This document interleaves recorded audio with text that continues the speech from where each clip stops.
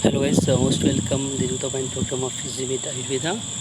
और आज के इस लेक्चर्स में हम कवर करेंगे सब इम्पोर्टेंट पॉइंट्स ऑफ द रचना सारी। ओके, सो ये जो पूरा लेक्चर्स है वो इस पे सुश्रुत संहिता सारी स्थान चैप्टर नंबर 5 से पूरा रेफरेंस को लिया गया है और सारे इम्पोर्टेंट्स पॉइंट्स हैं रचना शारीर के।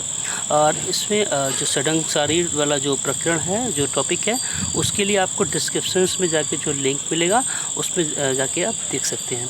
तो चलिए सीधे कवर करते हैं इस इम्पोर्टेंट टॉपिक्स को। पूरा न्यूमेरिकल टाइप्स का ये टॉपिक है, सो आपको पूरा लेक्चर्स वॉच करना है। सबसे पहले बात करते हैं अस्थि के प्रकार के बारे में।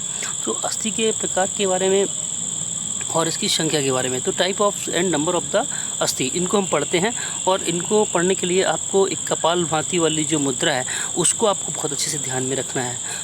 ये शो करेगी, ये आपको, इससे आपको पूरा टिप ऑफ टंग हो जाएंगे ये जो अस्थि के जो टाइप्स होते हैं उनमें कौन से टाइप की अस्थि जो है कौन सी कहलाती है। तो जो अस्थि के जो प्रकार हैं वो 5 टाइप्स के होते हैं, जिनमें कि फर्स्ट नंबर पे कपाल, नेक्स्ट वन इज़ रुचक, and next one is the तरुण, नेक्स्ट वन इज़ द वलय, and next one is the नलय।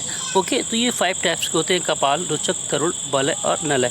इनको याद रखने के लिए इनके जो कपाल अस्थि कौन कौन सी होती हैं उनको ध्यान रखने के लिए आपको कपाल भांति की मुद्रा याद रखनी है।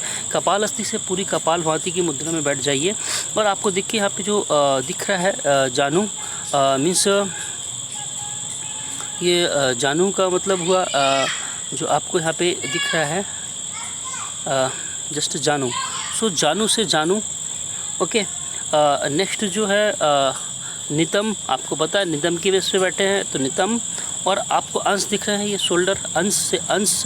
ओके, और ये गंड, तो आपको पता है एकदम गला ये सीधा है तो गंड।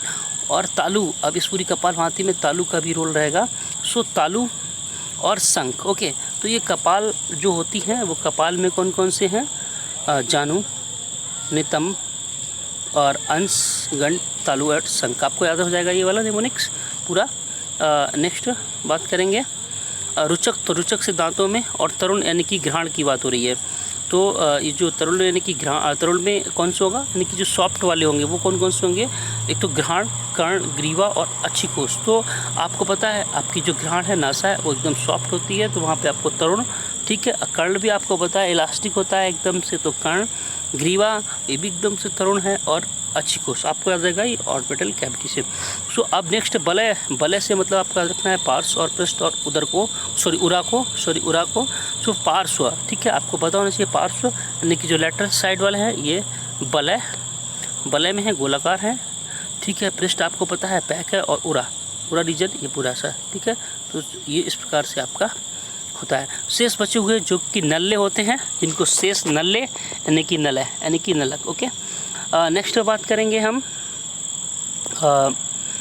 संख्या के बारे में। तो 300 बताया है आचार्य सुश्रुत ने 300, और आचार्य चरक ने 360, और 360 बागभट्ट ने भी बताया है, और इसके अलावा मॉडर्न ने 206 बताया है।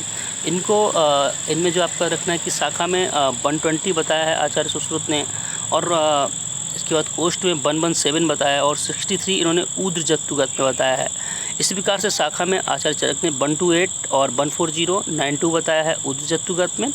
इसी प्रकार से बागभट्ट ने 140, 120 और 100 इस प्रकार से शाखा, कोष्ठ और ऊद्र जत्तुगत, और इसके अलावा 120 modern 50 and rest of 36 is ऊद्र जत्तुगत। तो इस प्रकार से ये जो आपके इसमें संख्या होती है। तो आपको याद रखना है ऑड नंबर में जो है थोड़ा सा 117 कोष्ठ में बताया आचार्य सुश्रुत ने, और आचार्य चरक ने जो है 140 बताया है। सो आपको ये न्यूमेरिकल पोर्शंस आपको अपने आप से भी याद रखना है। नेक्स्ट बात करेंगे श्रोणी की अस्थियों के बारे में। श्रोणी की अस्थियों के बारे में। तो श्रोणी के अस्थियों में चरक ने 3 बताई हैं, इनमें से 2 नितम और 1 भग बताया है। सुश्रुत ने 5 बताई हैं, जिनमें इन्होंने 2 नितम, 1 भग और गुदा और त्रिका अस्थि बताई है। और बागभट्ट ने 4 बताए हैं, नितम, भग और त्रिका इस प्रकार से बताई है। तो गुदा का जो वर्णन है वो सुश्रुत ने किया है, और नितम, भग, त्रिक इन्होंने सुश्रुत और बागभट्ट दोनों ने किया है। और गुदा को एक्स्ट्रा जोड़ दिया है, मतलब उन्होंने आचार्य सुश्रुत ने। और यहाँ पे जो नितंब है और भग ओनली इनको चरकने बताया है। तो श्रोणी फलक दो होते हैं, भगास्थि एक होती है। तो अब यहाँ पे क्या होता है, देयर इज उलूखल एंड नख नॉट मेंशन इन अस्थि। उलूखल और नख को जो है आचार्य, तो यहाँ पे जो उलूखल और नख को सुश्रुत ने मेंशन नहीं किया है अस्थि में। ओके, आपको याद रखना है। नेक्स्ट बात करेंगे, स्नायु 900 होते हैं, 600 होते हैं शाखाओं में, कोष्ठ में होते हैं 230 और 70 होते हैं ऊर्ध्व जत्तुगत में। आपको याद रखना है। तो 600, 230 और 70। संधि जो होते हैं 210 होते हैं, 68, 59 और 83, ऐसे आपको याद रखना है ये। और ये मर्म जो होते हैं 107, इनका क्लासिफिकेशन आपको है 44, 26 एंड 37। इस प्रकार से आपका ऐसे याद रखना है। जो सिराएँ हैं वो 700 है, 400 और 400, इसके अलावा जो है 136 और 164, इस प्रकार से आपको रखना है। 400, 136 और 164। पेशी जो होती है वो 500 होती है टोटल, और इनमें 400 होती है, 66 जो होती है कोष्ठ में, और ऊर्ध्वगत चतुर्गत में 34। और अभेद शिराएँ 98 होती हैं। 16 शिराएँ जो होती हैं अभेद जो होती हैं वो यहाँ पे जो होती हैं वो शाखाओं में होती हैं। 32 जो होती हैं वो कोष्ठ में होती हैं। सबसे ज़्यादा 50 जो होती है वो ऊर्ध्व जत्तुगत की जो शिराएँ होती हैं। सो अभी आपने ये चीज़ देखी, और इसमें जो डिफरेंशियल चीज़ें हैं वो भी हम आगे बताएंगे, क्योंकि और यहाँ पे अस्थि की संख्या जो थी, यानी कि ईयर, नोज़ और आई, आपका रखना है ईयर, नोज़ एवं आई। इसमें जो है अस्थि यानी कि 1 तरुणास्थि, 3 तरुणास्थि, और इस प्रकार से होती है अस्थि में। ईयर और नोज में 1 और 3 होती है, और इनमें सभी तरुणास्थि पाई जाती है। और संधि की बात करेंगे तो इसमें एक संधि होती है ईयर में, और नोज़ में एक होती है, यानी कि नासा में एक होती है, और आई में मतलब कि नेत्र में भी 2 संधियाँ होती हैं। शंखावर्त टाइप्स की होती है, और ये मंडल होती है, इसमें जो शेप होता है इसका। और सिराएँ जो होती हैं वो टोटल 10 होती हैं ईयर में, और 24 होती हैं नासा में, और 38 होता है आई में, नेत्र में, और अष्टांग हृदय ने इनको 56 बताया है नेत्र में। ठीक है। नेक्स्ट बात करेंगे हम जो ये अभेद शिराओं के बारे में। तो 2 जो होती हैं कर्ण में, और 5 जो होती हैं नासा में, और 2 जो होती है नेत्र में, वो अभेद होती है। इस प्रकार से आपको याद रखना है ये पूरा। नेक्स्ट बात करेंगे संधियों के बारे में। तो संधियाँ जो होती हैं उनके जो प्रकार होते हैं 8 टाइप्स की होती है, कोर, उलूकल, सामुग्ध, प्रतर, तुंड, और वायुस्तुंड एवं मंडल एवं शंखावर्त। ये जो नाम होते हैं कोर, उलूकल, सामुग्ध, प्रतर, तुंड, वायुस्तुंड और मंडल एवं शंखावर्त, मोस्टली सभी को पता होते हैं। सो अभी क्या है, इसमें जो कोर वाली है, तो इसको आपको इन कोर वाली कौन कौन सी संधियाँ होती हैं उनको आपको याद रखना है अकॉर्डिंग टू आयुर्वेदा। तो अभी हम जो संधियों के बारे में बात कर रहे थे, इनमें आपको 8 टाइप्स के होते हैं। तो कोर जो होता है, इसमें आपको याद रखने के लिए एक ही चीज़ याद रखनी है, फिंगर एंड बिग जॉइंट। ऐसा ये निग्मोनिक्स है इसका। फिंगर से आपको याद रखना है उंगली, और बिग जॉइंट से आपको याद रखना है जैसे कि आपका मणिबंध हो गया, गुल्फ हो गया, जानू हो गया, और पूर्पर हो गया। तो ये आपको अच्छे से आ जाएंगे। ठीक है। तो नेक्स्ट बात करेंगे उल्लूखल की। तो उल्लूखल को याद रखने के लिए जो निमोनिक्स है वो बहुत अच्छा है। क्या है, उल्लू ने दांत का बच्चड़ किया, ऐसे आपका जाएगा। तो उल्लू ने दांत का बच्चड़ किया का मतलब हो गया, तो जो उल्लू ने दांत का बच्चड़ किया मतलब उल्लू मतलब उल्लूखल, और दांत मतलब दंत, और का मीन्स कच्छा, और भक्षण मीन्स वंक्षण। आपको इस प्रकार से याद रहना चाहिए। नेक्स्ट बात करेंगे सामुक्त। तो सामुक्त में अंश, भग, नितम एवं गुद्ध। तो मुग्ध मतलब कि गुद्ध। ठीक है। और सामुग्ध तो अंश, भग और नितम एवं गुद्ध। इस प्रकार से आपको ये याद रहने चाहिए। ठीक है। अंश, भग, नितम और गुद्ध मतलब सामुक्त। ठीक है। नेक्स्ट बात करेंगे प्रतर। तो प्रतर से कैसे याद रहेगा मैं, प्रतर मतलब कि पृष्ठवंश एंड ग्रीवा। तो प्रतर सिर्फ प्रा से प्रा यहाँ पे मिला दीजिएगा, प्रतर से पृष्ठवंश एवं ग्रीवा। ठीक है।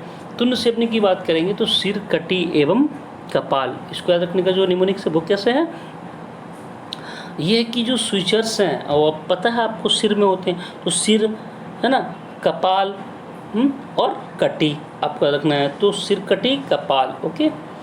वायुस्तुंड हनु, तो हनु मतलब वायुस्तुंड, आपको ये सबको पता होता है लेकिन आपको याद रखना भी है।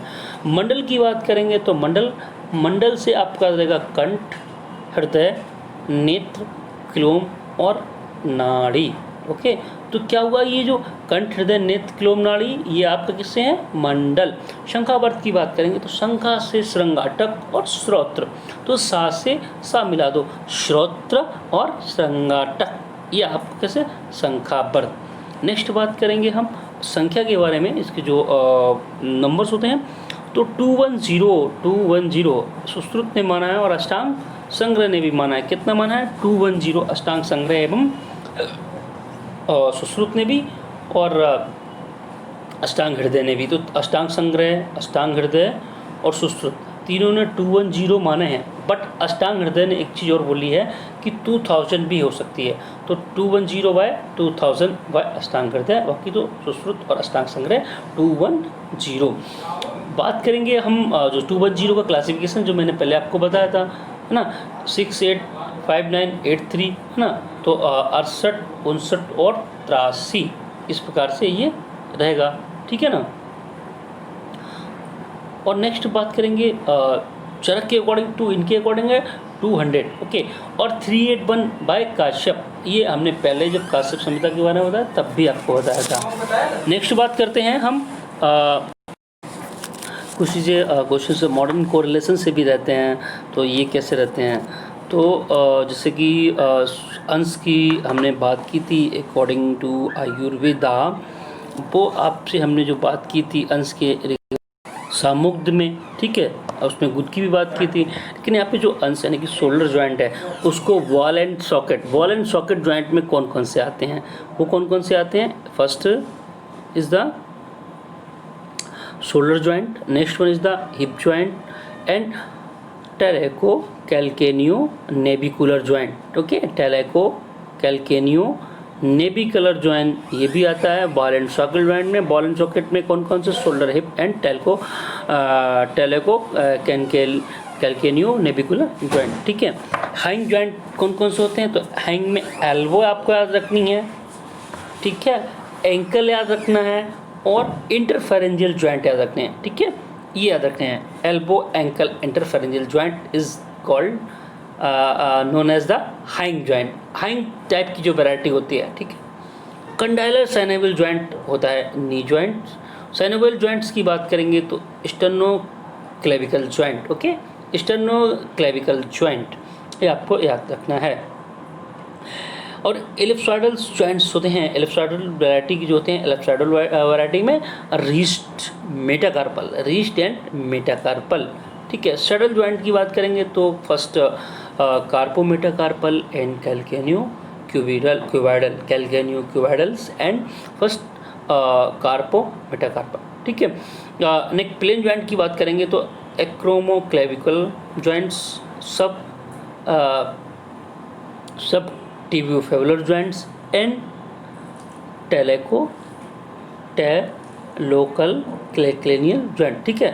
तो टेलोको-कैल्केनियल जॉइंट्स ये होते हैं। तो जो टेलोको-कैल्केनियल जॉइंट्स जो होता है वो है प्लेन जॉइंट्स, लेकिन टेलोको-कैल्केनियो-नेविकुलर जो जॉइंट है वो वॉल एंड सॉकेट जॉइंट है, आपको ये चीज़ याद रखनी है। And fibrous joint, middle tibial joints and cartilaginous joints जो होते हैं वो फाइब्रस जो है फाइब्रस टाइप्स के जो हैं, जो जितने भी जो हैं थोरैक्स रीजन वाले होते हैं वो सब कार्टिलेजनस जॉइंट होते हैं, ठीक है। थोरैक्स रीजन वाले कार्टिलेजनस जॉइंट होते हैं। नेक्स्ट बात करेंगे हम स्नायु के बारे में।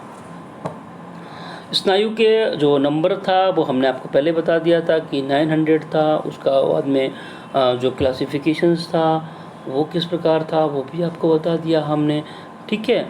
और इसके बाद जो टाइप्स हैं वो है प्रतानवती सर्वसंधि में होता है, प्रतान तान दे, सारी संधियों को प्रतान तान देता है।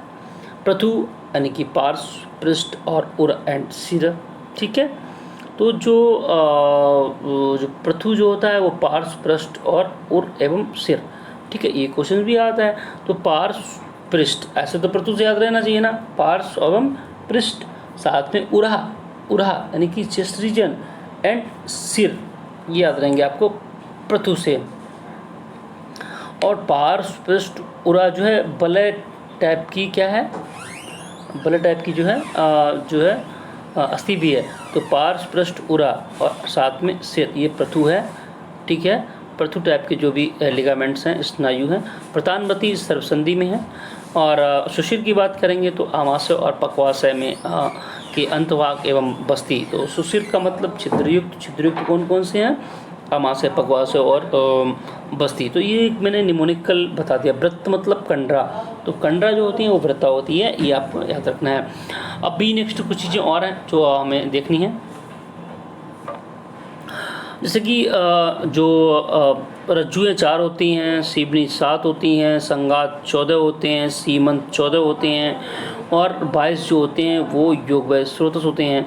ये किस प्रकार से हमने इनको किया गया है, तो 4 राजाओं की 7 सेविकाओं का जो 14 सीमा वाला संघ का योग है, योग 22 है, ठीक है ना। तो क्या हुआ कि जो 4 राजाओं की जो 7 सेविकाएं हैं और उनका जो है 14 सीमा वाला जो संघ है उनका, राजा जी का, वो कैसा है, उसका योग कैसा, 22 है। तो ऐसे याद रहेगा ना, 4 राजाओं से मतलब 4 रज्जु हैं, 7 सेविका मतलब सेवनी है, और 14 सीमाओं मतलब कि सीमंत, और संघ मतलब संगात, और 22 मतलब योग व स्रोतस, ठीक है। और इसके साथ में 7 क्या है, 7 एक नंबर है, बहुत पावरफुल नंबर है इसको, क्योंकि सिंबल कैसा है, सप्त धातु का है और सप्त कला का है, सप्त त्वचा का है, और साथ में क्या है, सप्त आशय भी हैं और सप्त सीमंत का भी है। आंत्र जो होती हैं, और जालक की बात करेंगे तो जालक और कंडरा 16 दोनों होते हैं। और बात करेंगे कूर्च की तो कूर्च होता है 6। और आंत की जो बात, आंत की बात करते हैं, आंत जो होते हैं टूट होते हैं, एक पुरुष आंत और एक स्त्री आंत। तो पुरुष आंत जो होते हैं वो पुरुष जो की आंत होती है वो 3.5 अंगुल होती है, वो 3.5 अंगुल यानी कि 3.5 व्याम होती है। और स्त्री की जो आंत होती है वो 3 व्याम जो होती है यानी कि 3 अंगुल, ठीक है। 3 व्याम, 3 व्याम स्त्री आंत, और पुरुष आंत जो होती है वो 3.5 व्याम, 3 एंड 1.5, ठीक है। तो 3.5 होता है वो पुरुष आंत होती है। पेशी की बात करते थे तो हमने पेशियाँ पहले आपको चरक के सुश्रुत के अकॉर्डिंग 500 थी, वो बताई। इसके साथ में हमने आपको पेशी चरक से 400 आपको याद रखनी चाहिए, लेकिन गयादास की आपको याद रखनी है 517, ठीक है। बात करेंगे हनु अष्टौ, तो 8 जो हैं हनु की पेशियाँ हैं, ये आपको याद रखना है। ग्रीवा गंड ललाट, इनके 4 पेशियाँ होती हैं। जो 4 पेशी जो होती हैं वो ग्रीवा गंड और ललाट की होती हैं। नेक्स्ट बात करें, ललाट अस्थि जो होती है वो एक होती है लेकिन पेशी 4 होती है, ये आपको याद रखना है। सिरा स्नायु अस्थि पर्वाणी संदेश शरीराम, इसकी किसके मतलब सिरा स्नायु अस्थि पर्व और संधियों को कौन बांधता है, ये पेशी बांधती है, ये चीज़ आपको याद रखनी है। 5Y49 नंबर श्लोक का, इसको जो है चैप्टर नंबर 5 का 49 श्लोक का, ये इसका रेफरेंस है। कोष्ठांग और आशय की बात करेंगे, कोष्ठांग एवं आशय। तो कोष्ठांग कितने हैं और आशय कितने हैं, ये चीज़ देखनी है। आशय जो है सुश्रुत ने 7 बताएं, जैसे कि मैंने आपको बताया था 7 इज़ द पावरफुल सिंबल, सप्त आशय, सप्त सीमंत, और जो है इस प्रकार से जो मैंने आपको बताया था, ठीक है। और जो है अतिरिक्त जो होता है एक और होता है इसमें, स्त्री के में होता है जो है गर्भाशय का मतलब जो, ठीक है ना, रजोवय जो होता है वो होता है, तो ये गर्भाशय एक स्त्री में होता है, ठीक है। नेक्स्ट BPKR और AMP, इसको जो होता है बात पित्त और कफ रक्त, आशय और आमाशय और पक्वाशय और मूत्राशय। तो 8 नंबर का जो होता है वो स्त्री में जो गर्भाशय एक्स्ट्रा होता है। भागवत ने क्या किया है, इन्होंने प्रथम नंबर पर रक्ताशय और उंडक का भी साथ में वर्णन किया, ये चीज़ हमें ध्यान रखनी है। कोष्ठांग की बात करेंगे, कोष्ठांग में चरक और भेल ने 15 बताए हैं, और 15 में क्या है कि भेल ने पक्वाशय के स्थान पे अववाहनन शब्द का प्रयोग किया। जैसे फुफ्फुस से हम समझते हैं, अववाहनन शब्द का प्रयोग किसने किया है, पक्वाशय के स्थान पे किसने किया है, भेल ने किया है। और चरक और भेल ने कितने होता है 10। ओके, काश्यप ने क्या किया, उन्होंने 13 बताए हैं और उत्तर गुप्त एवं अदर गुप्त को एक ही माना है, बट पुरुषाधान का इन्होंने वर्णन नहीं किया है। हमने यहाँ पे टू द पॉइंट सी बताए हैं सिर्फ आपको। काश्यप ने क्या किया, 8 माने हैं, सुश्रुत ने 8 माने हैं। इन्होंने क्या किया है, आम और अग्नि, पक्वाशय, मूत्र, रुधिर, हृदय, उंडुक और फुफ्फुस की जो है कोष्ठांग में इन्होंने वर्णन किया है। तो कोष्ठांग में इन्होंने आम मतलब कि जो है अमाशय को, अग्नाशय को जो है, और ये जो है पक्वाशय को, मूत्र, रुधिर, हृदय, उंडुक और फुफ्फुस। तो अग्नि और उंडुक का वर्णन सुश्रुत ने कोष्ठांगों में किया है, ये आपको याद रखना है बहुत ज़्यादा, बाकी तो आपको याद रहेंगे। अष्टांग संग्रह ने 8 बताए हैं और अष्टांग हृदय ने 11 बताए। इन्होंने क्या किया, कनाडा व्हील, ये अष्टांग हृदय के जो कोष्ठांग थे वो कनाडा में थे। इन्होंने क्या किया, कनाडा मतलब का मतलब क्लोमा, एंड ना मीन्स नाभि, एंड डा मीन्स डिम्ब। तो इस प्रकार से ये 11 हो गया। नेक्स्ट बात करेंगे शरीर छिद्र के बारे में। एक इम्पोर्टेंट चीज़ है, शरीर छिद्र में काश्यप ने 9 बताए हैं, चरक ने 9 बताए हैं। 9 महत और सूक्ष्म मतलब जो इसमें बताया है, महत और सूक्ष्म टाइप के बताए, ये जो 9 टोटल बताए हैं, इसमें महत और सूक्ष्म टाइप के बताए। तो सूक्ष्म में नाभि और रोमकूप को काश्यप ने माना, ये एक इम्पोर्टेंट पॉइंट्स है, इसको आपको याद रखना है। नेक्स्ट बात करते हैं सारंग दर की। तो इन्होंने 10, इन्होंने कितना बताया, 10। तो 10 बताया, इन्होंने 9 माना है, इन्होंने भी प्लस में जो मेल में 9 बताया, और जो उसके अलावा जो है महत बताया और 9, और इसके बाद एक जो है ब्रह्मरंध्र भी इन्होंने बताया है।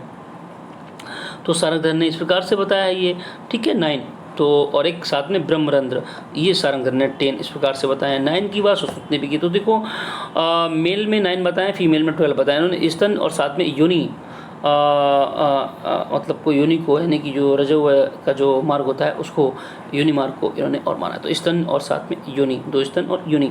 तो अभी क्या है कि आपको देखना, चरक काश्यप और सारंगधर सुश्रुत में जो है काश्यप सारंगधर ने 10 बताए हैं, बाकी तो सबने पहले 9 बताए थे, लेकिन फीमेल में सुश्रुत ने 12 कर दिए, और सारंगधर ने क्या किया, 10 तो माने, उनको डिवाइड किया 9 और +1 में 9 जो है, और एक साथ में ब्रह्मरंध्र के बारे में। नेक्स्ट बात करेंगे, सुश्रुत ने जो 11 पेयर माने हैं स्रोतस के, एक्सेप्ट कौन से नहीं माने हैं, जो चरक ने और एक्स्ट्रा माने हैं वो हैं सैम, आपको याद रखना है, स्वेदा, अस्थि और मज्जा, ये जो हैं, और इसके अलावा ये जो 11 पेयर जो हैं इन्होंने बताए हैं, जो बाह्य के रूप में आते हैं, और ये जो अभ्यंतर थे वो छिद्र जो मैंने 9 और 12 बताए थे आपको। संपूर्ण छिद्रों की संख्या के बारे में थोड़ा सा जो है आपको ये मेरे को थोड़ा सा डिस्प्यूट है, तो अभी इसको आपको क्या करना है,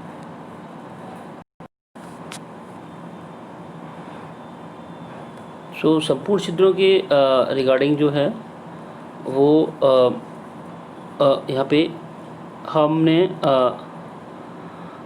अभी जो संपूर्ण छिद्रों की संख्या है 29956 है, ये कंफर्म जो है केस, दाढ़ी और रोम की है, लेकिन ये जो संपूर्ण छिद्र वाली है इसमें थोड़ा सा मुझे डिस्प्यूट है, इसलिए मैं इसको अभी आप नोट नहीं कीजिएगा अपने में। और काश्यप को 2 लाख बताएं इन्होंने संपूर्ण छिद्र। बात करेंगे शरीर अवयव प्रमाण अभेद की, तो असंख्य माने गए हैं अवयव प्रमाण भेद से, और प्रमाण का जो संयोग है विभाग वो 3 पर निर्भर है, कर्म, स्वभाव, वायु और अतीन्द्रिय प्रमाण एवं मन दोनों को बोला गया। तो आपको जो संपूर्ण छिद्रों की संख्या, इस पर थोड़ा सा मुझे डिस्प्यूट है, तो इसको अभी आपको नहीं देखना है। बाकी आप जो है केस, दाढ़ी, रोम की 29956 आपको याद रखनी है, काश्यप के 2 लाख हैं। तो थोड़ा संपूर्ण छिद्रों की संख्या पे मैं थोड़ा सा अभी आपको नेक्स्ट बता दूंगा, और हो सकता है तो मैं डिस्क्रिप्शन में इसमें थोड़ा सा जो भी ठीक नहीं होगा उसको मैं चेंज करके आपको डिस्क्रिप्शन में बता दूंगा। शवच्छेदन की बात करेंगे। शवच्छेदन में प्रथमता वर्णन जो है सुश्रुत ने किया है, और इसका और अष्टांग संग्रह ने भी वर्णन किया है, किंतु अष्टांग हृदय ने नहीं किया, ये चीज़ आपको याद रखनी है। इसके अलावा जो चीज़ याद रखनी है वो ये कि जो विष दीर्घ व्याधि से ना मरा हो ऐसा व्यक्ति हो उसको शवच्छेदन करते हैं। 100 वर्ष से अधिक ना हो, ध्यान रखना है। सबको लपेटना है उसमें मुझे मुंज कुश बलकल क्षण में, ठीक है। और कूची बनाते हैं इसके बाद, मुंज कुश बलकल क्षण, इन चीज़ों को आपको याद रखना है। नेक्स्ट बात करेंगे कूची बनाते हैं, कूची में किन किन चीज़ों का प्रयोग करते हैं। तो एक पूरी प्रोसेस जो होती है शवच्छेदन की वो आप बुक से पढ़ लीजिए। मैंने जो पॉइंट टू पॉइंट है वो मैं यहाँ पे नोट किया हूँ। उसीर बाल और बेड़ू का कूची के लिए और सबको लपेटने के लिए मुंज कुश बलकल और शट, याद रखना है। अंधेरे में न बहने वाली नदी हो ऐसे में रखना है, ऐसा बोला है आचार्य सुश्रुत ने। लेकिन अष्टांग संग्रह ने बोला अंधेरे में बहने वाली नदी हो उसमें रखना है। और ये चीज़ आपको ये जो पॉइंट है वो याद रखना है। 7 डेज तक इसको देखते रहना है इसी प्रकार से। नेक्स्ट जो है शंख नाभि आकृति योनि त्रिआवर्ता, और ये जो आपको गर्भशैया जो होती है वो योनि के आकार की होती है, शंख नाभि के आकार की योनि होती है, ये चीज़ है। और तीसरे आवर्त में योनि रहती है, ये चीज़ आपको ध्यान रखनी है। और तीसरे आवर्त में जो है गर्भशैया रहती है, ये चीज़ आपको याद रखनी है। तो ये शंख जो योनि की जो आकृति गर्भशैया में बताया है, योनि शंख नाभि के आकृति की होती है और गर्भशैया जो होती है वो तीसरे आवर्त में रहती है। रोहित मत्स्य के मुख की आकृति होती है गर्भशैया की, ये आपको याद रखना है। और इसके अलावा जो शिशु की स्थिति होती है वो अभुग्नो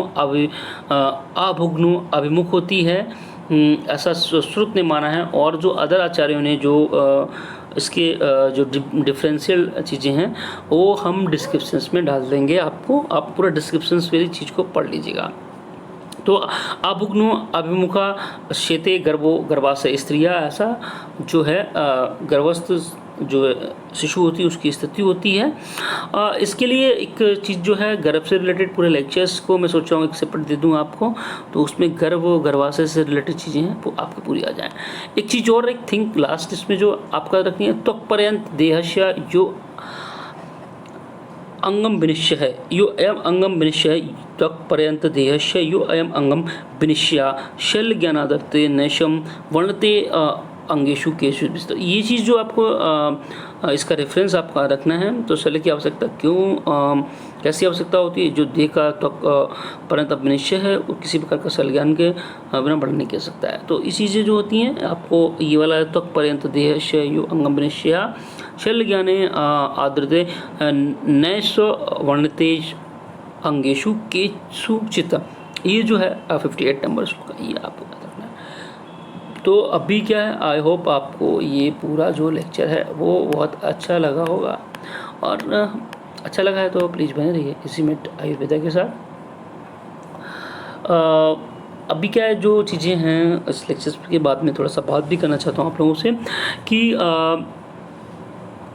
जो चीज़ें इसमें डिसअपॉइंट्स है, एक तो है उनको डिस्क्रिप्शंस में आपको ज़रूर देख लेना है। और दूसरी चीज़ ये है कि आपको फॉलो में रहना है, आपको पूरी अपने को टेक्स्ट में पूरा नोट करना है, अपनी कॉपी बनाना है। कोई भी सजेशंस अगर आप अपना देना चाहते हैं या कुछ भी आपको कोई भी क्वेश्चंस हैं तो आप कमेंट बॉक्स में दे सकते हैं। हम पूरा सा पूरा आपका प्रयास करेंगे आपकी जो प्रॉब्लम्स हैं उनको सॉल्यूशन करने की। सो आई होप बने रहिए इज़मेट आयुर्वेदा के साथ। एंड प्रणाम आयुर्वेदा एंड नमः आयुर्वेदा।